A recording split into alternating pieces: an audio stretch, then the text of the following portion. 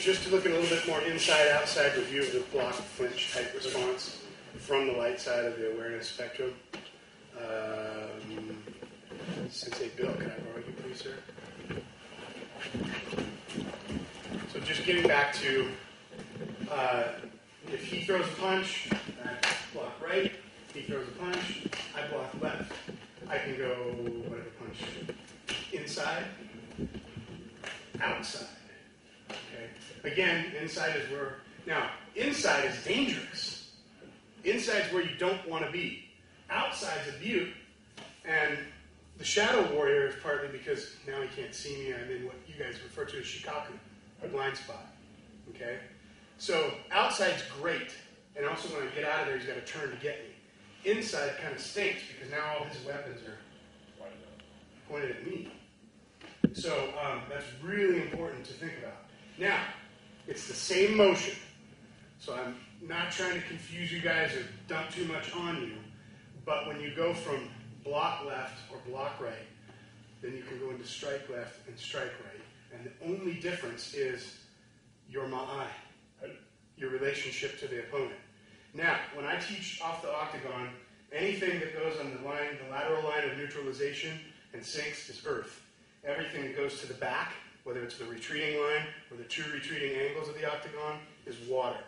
Anything that goes on the two forward angles or the forward line is fire, and anything that spirals is wind. So that's how I teach the 5 elements on the octagon. That's basically, if I had a legacy to give to the world, that would be it. So if you all come back next year, I'll share you some of that with some punching and grappling type responses. I'll get Sensei a copy of what I've taped so you guys can all have that on DVD and hopefully take some of this and make it yours. So the way I break all that down now, the way I understand that, you know, you say that old, I drew the line in the sand. That's what that line of lateral movement is in the sinking. Earth, what's the main force of nature that Earth represents? What's one of the forces that Earth displays? Solidity. Solidity. Okay. Is there anything else? Gravity. Permanence. Gravity. That's not, now scientifically we could say that's coming from rotations and whatnot, but on Earth, where we live, if I drop keys, they're going to fall. So sinking, anything that's sinking is earthy because you're rooting, you're dropping. If they go high, you go low. They go low, you go high. Which is why when we were working the punch response, and I just dropped here, woohoo! Now, boom! You see a lot of knockouts like that in MMA or boxing or whatever. That torque coming up. There's a lot of stuff. And on an accidental level, like Sensei was teaching earlier with this one, I was talking with Bruce about the two big buttons. Because, sure, it's really important what my attacker is going to do to me, but I also want to understand what my attacker, what my techniques are going to do to my attacker and how he... And Kempo's real big on that. Each technique leads to the next. Everything that I do is going to create a response in him that's going to build, it's like chess. So when I hit this, that comes forward, that kind of thing. And this could be all it takes. You know, and when he goes to punch, and if I'm going, boom, here, do I look like I just fought somebody? No. All I did was, you know, I could really make that look accidental. I just went to pick up this quarter, and when I stood up, the guy fell next to me. I don't know what happened. So those kind of things are something to consider. So now, strike right, strike left. Boom. Now, we don't want to pick up the hooking punch. Give me that hooking punch. I don't want to pick that up with a, try to pick that up strike right. Ooh, I'm going to get hit with that thing. But I can take it here on strike left, which again, when we're looking at, say he's coming in, we're going to stick with the straight punch for now. Just because, one, it's a little more controlled. Two, it also represents three things. I can be punching sensei, I can be grabbing sensei, I can be stabbing. And it's a common, it's just lines and circles. Everything in my art can be taught on a 360 or 180. It's Irimi and Tenkan, Lingam and Yoni, yin and yang, male and female, triangle and circle, square and compass. So, keep an stuff in mind. Punch comes in, it's straight punch, bam. So now, say he's coming in real big and heavy. I might go water to take that, especially if I got Bruce. Can I borrow you? Stay here with me, Sifu, but if I can borrow Bruce, look at this height difference. Look at this arm. Let's look at this reach. Yeah. So, I might be stepping back. It still might be a strike left at this point. Again, you have your timing. Early, on time, late. Sometimes late can be good, and sometimes late can be bad.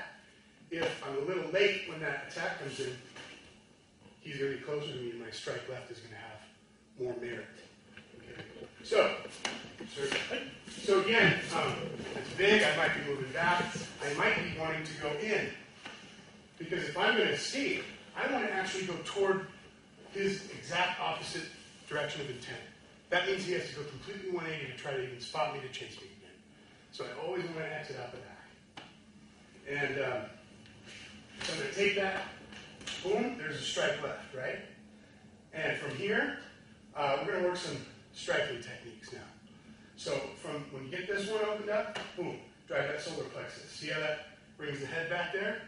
This is just going to knock the wind out of it. This you have to be very careful with. Why I teach this kind of stuff is hugely important, especially because I work a lot with women self-defense and smaller defenders. And for the ladies, use of force, you have a lot more room to get away with damaging your attacker. One of these, well placed, right to the eardrum, and just a cupped hand, you have plenty of time to get out of there. If they ever hear right out of that ear again, they will never forget that they should never have messed with you. And you have a ton of time to get out because their equilibrium is going to be so screwed up, it's not even funny. So be careful with that. For training purposes, just go like to the side of the neck or the side of the head. A loose chop, in my opinion, is better than a hard chop because you're going to get a lot more coverage and you can also hook the back of the neck. So strike comes in, boom, we're here. Hit here, right? Pop the ear. At that point, you can pretty much just get out of there. So, boom, here, pop there. Maybe give him a nice little elbow or something. Boom, post. Try to keep that one more. Give me the right. Just, yeah. So, boom, right here, okay? Strike left or strike right. Boom, there's that. I got this if I need to give him. And again, it's not set in stone. So it just depends on what I get. I'm looking at a couple things.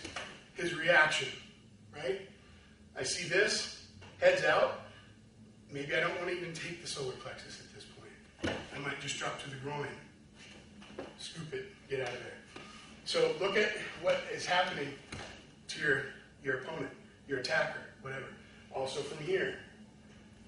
There's the throw. So